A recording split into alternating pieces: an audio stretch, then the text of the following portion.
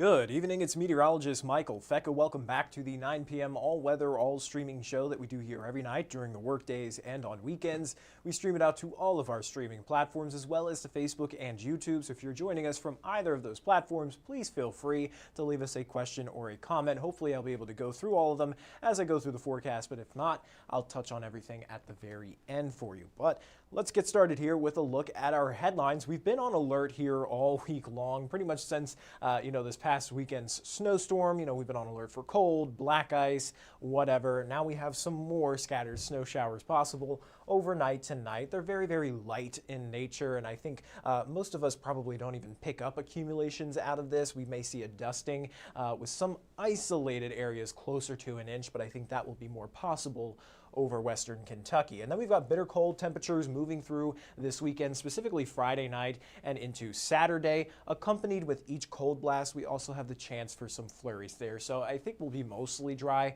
this weekend. However, if you catch a few flurries here and there, especially throughout the day on Saturday, don't be shocked by that. And then we should start to trend warmer for next week. We'll actually see temperatures getting back up above average, well, actually not above average, above freezing. That's what we're kind of relative here. So we'll get excited for that when I show you. But let's get us started here with a look at our setup across the U.S. And it's fairly quiet across the board here, especially for the eastern half. But we do have this developing area of low pressure that's off to our southwest right now, kind of sitting right over Arkansas.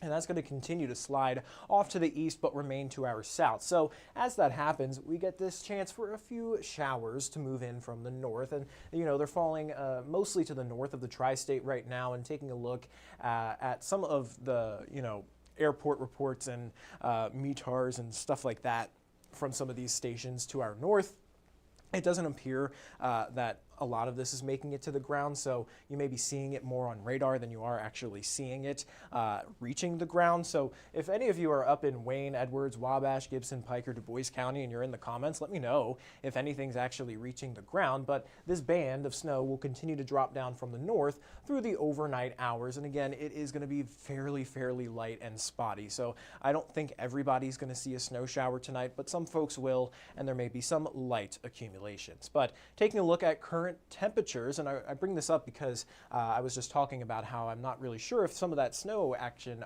to our north is actually reaching the ground, and it's because we may actually have some drier air closer to the surface. So I want you to take a look at these temperatures. You'll notice most of us are sitting in the low to mid 20s. However, if you take a look at our dew points, a lot of them are down in the single digits. So that means we have very dry air closer to the surface. So as those snow showers move in, they're going to have to kind of get eaten up and evaporate before they can actually reach the ground. So we may see a lot of that happening tonight, and I think that's why our models are also having a hard time on picking up on this snow band, because none of our short-range models, the HRRR, the NAM, the GRAPH, are picking up on any snow showers currently happening. However, we do know that they exist. They are there, but I think these models are showing us where they'll actually touch the ground. So you could expect some of those snow showers to make their way southward overnight tonight. And I think the best chances for accumulations would be across portions of western Kentucky, Hopkins, Muhlenberg, and Ohio County, maybe even a little bit there into McLean County, with some of those showers lingering into early tomorrow morning. And then we should be dried out by the afternoon with the chance for a few more light snow showers or flurries overnight Friday, with another bout of colder air moving in through Saturday. So again, nothing major with these snow chances or flurry chances. Again, it's more of just a nuisance, or if you've been really put down bad by this last snowstorm, seeing another snowflake is probably just going to put you over the edge. So I get it, but at least nothing major and nothing too disruptive moving through here. We've just got more chances for these flakes. So overnight tonight, most of us pick up just a quick little dusting, if anything at all. I think the best chance is to see accumulations closer to an inch. I don't really think you're going to see an inch, but closer to an inch would be in Hopkins, Muhlenberg, and Ohio County there. And then again, with any other transient snow shower or flurry, we're not really expecting to pick up much in terms of that accumulation. So it'll be pretty to watch it fall, and you may have to, wipe off your car windshield every now and again, or sweep off your step with any new dustings that occur over the weekend. But overall, everything's fairly tranquil and quiet. It'll be cold though. Temperatures drop down into the lower teens overnight tonight, and then we'll end up warmer through tomorrow. So we'll get back up into the low to mid 20s by tomorrow afternoon. And then we start to see those colder temperatures settle in Friday night and into Saturday morning. So that's where we have this cold weather advisory in place across the entire tri-state. This goes into effect Friday night and is set to expire Saturday afternoon. It includes all of the tri-state there, and we could be talking about our actual air temperatures dropping down into the single digits again tomorrow night into Saturday morning, only warming up into the teens by Saturday afternoon, and then back into the single digits there by Sunday morning. But when you factor in the winds, the wind chill makes it feel a lot colder. So waking up Saturday morning, it could feel like anywhere between 0 to maybe even as low as -10 Saturday morning. So if you're going to be outside for any period of time, of course, you got to do what you've been doing all week long. You've got to bundle up multiple layers and limit that time outside. Now, it will probably hang out in the single digits for those wind chill values throughout the day on Saturday, so it's not really going to feel much better through the day. And then as we wake up Sunday morning, we may be on either side of 0 for those wind chill values, but still very cold out there. And then we should start to feel better by Sunday afternoon, and especially by the time we get into next week when temperatures get back up above freezing. So, here's a look at this graphic again. I know you guys seen it a million times. Bundle up, layer up, 3 on the top, 2 on the bottom. Cover any and all exposed skin. Boots, hats, gloves, and a scarf are all good options.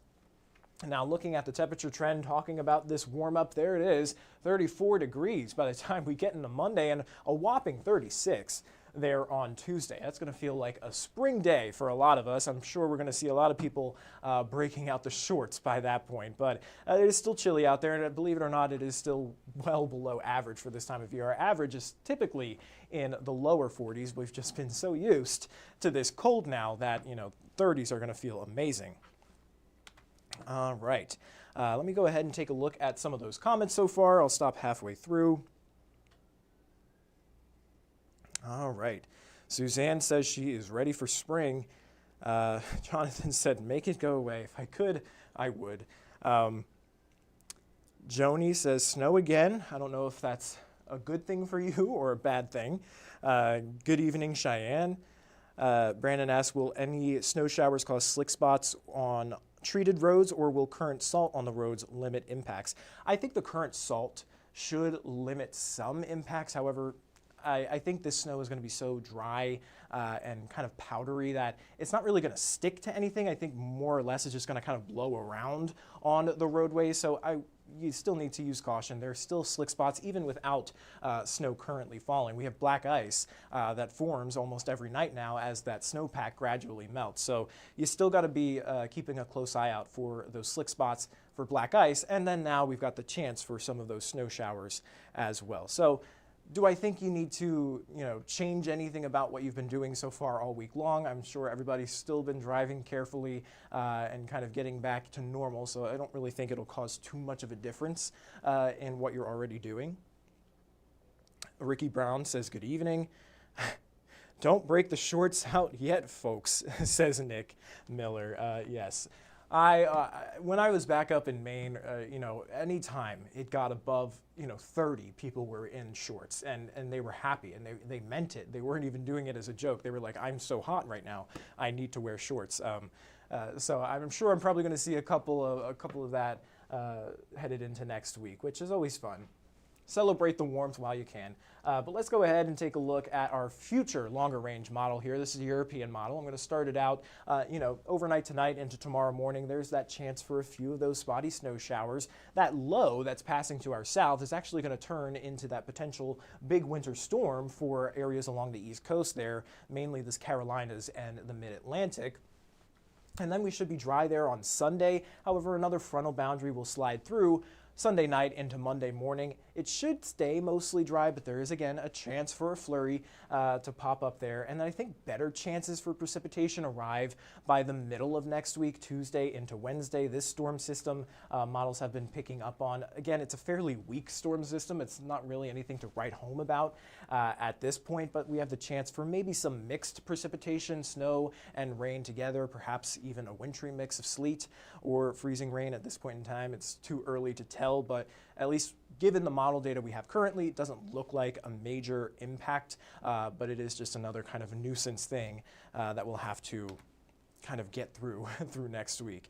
But overall, nothing too major here within the next 7 days. And then looking at our temperature outlook, while we will be cooler than average, I showed you that temperature warm up there into the 30s for next week. So that is still below average, but it's going to feel better for us. And then in terms of our precipitation, it looks like our weather pattern trending on the drier side through the first week and a half of February. And we've already been on the drier side, believe it or not, so far for the year. In the month of January, we're running around 0.41 inches of liquid equivalent precipitation below average. However, for our snowfall, we are well above average for this time of year. We're up to around 14 inches or a little bit more than that. Our average snowfall is about half of that. So we're well above average for snowfall, but still below average for total precipitation.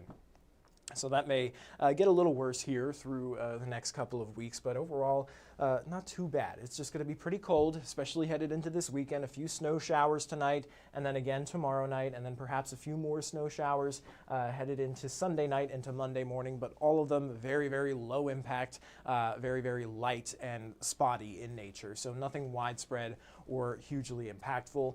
And then looking ahead to next week, some better chances for some mixed precipitation arrive Tuesday into Wednesday. But that's all I've got here for the live stream. So I'm going to go ahead and check out some of the comments for you. Chris says, temps look good compared to what we have now. Yes, he is totally correct.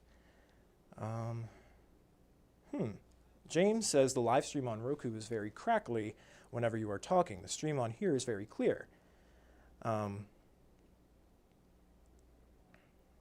Paula asked if we get precip on Tuesday, what time frame is it anticipated? Well, some models, the European model that I'm using, shows that chance for precipitation is most likely moving through during the afternoon and evening, moving in during the afternoon and evening hours of Tuesday, but the GFS model has it moving in a little bit later, more like Tuesday night into Wednesday. So it looks like you may be impacted by that if you have an appointment for your dog at 1 p.m., but stay tuned to the forecast. It'll likely change. Timing is always going to be changing up until the moment we start, but at this point in time, not expecting a huge impact. So I wouldn't be concerned about anything just yet.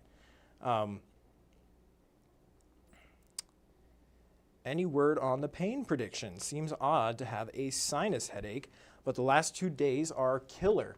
Let me actually pull up the pain predictor. That's, I know Jeff uses that one quite a bit. Let me see if I can find it in here. All right. Here we go. Paincast. Let's check it out. Well, it doesn't look like you should be experiencing any pain. However, that's just due to pressure. I'm sure you have a headache from, just the amount of snow and cold that we've had. Getting through all of it has just been quite a deal here, and I'm happy we're all kind of getting on the other side of it now, headed towards the end of the work week. But in terms of, air pressure impacting any kind of joint pain or headaches, not seeing it here, but definitely travel headaches, just trying to shovel out of all this could definitely be causing some pain out there. Chris McEwing has a great question. What does 1 inch of rain equal to in snow? Well, that all depends on the actual air temperature. So let me actually pull up another graphic for you that explains this exact thing. We were actually talking about this all last week leading up to this past weekend's winter storm. But let me actually take it full screen so you guys can see it better.